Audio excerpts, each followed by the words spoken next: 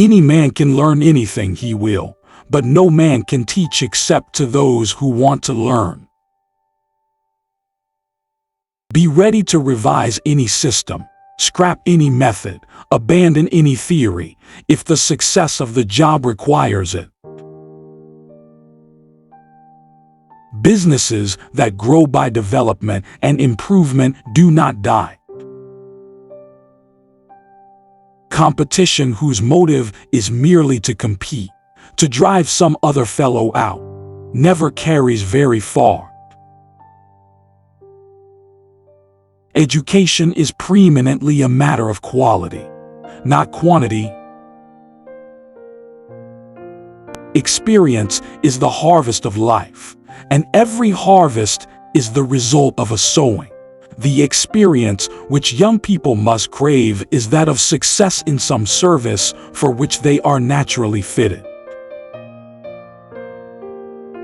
If a young man wants to fit himself for the politics of tomorrow, let him fit himself into essential industry for the purpose of learning how best to conduct it for the whole public good.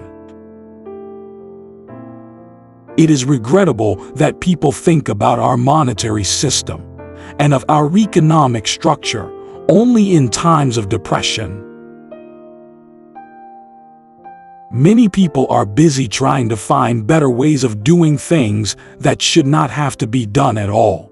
There is no progress in merely finding a better way to do a useless thing.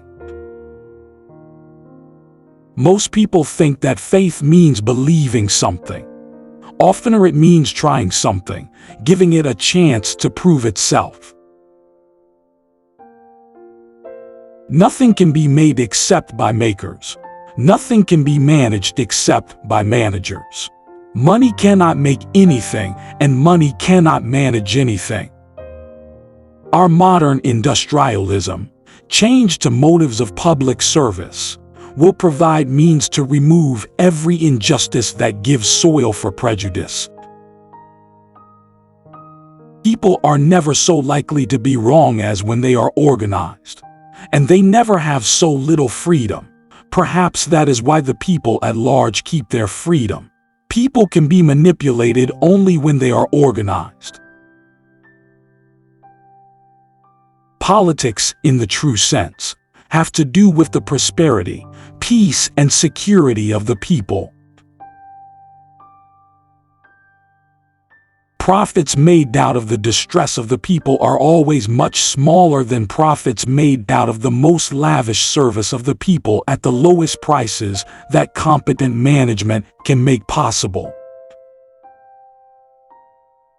Progress is a new season, and the rule of progress is everything in its season. That man is best educated who knows the greatest number of things that are so, and who can do the greatest number of things to help and heal the world.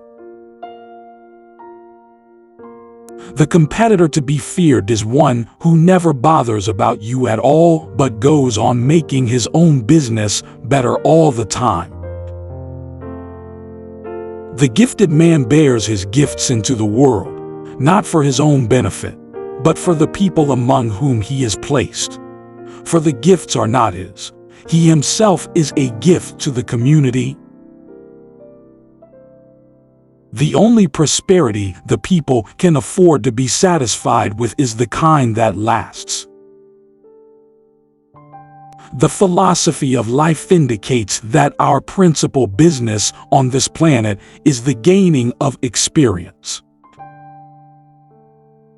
The remains of the old must be decently laid away, the path of the new prepared.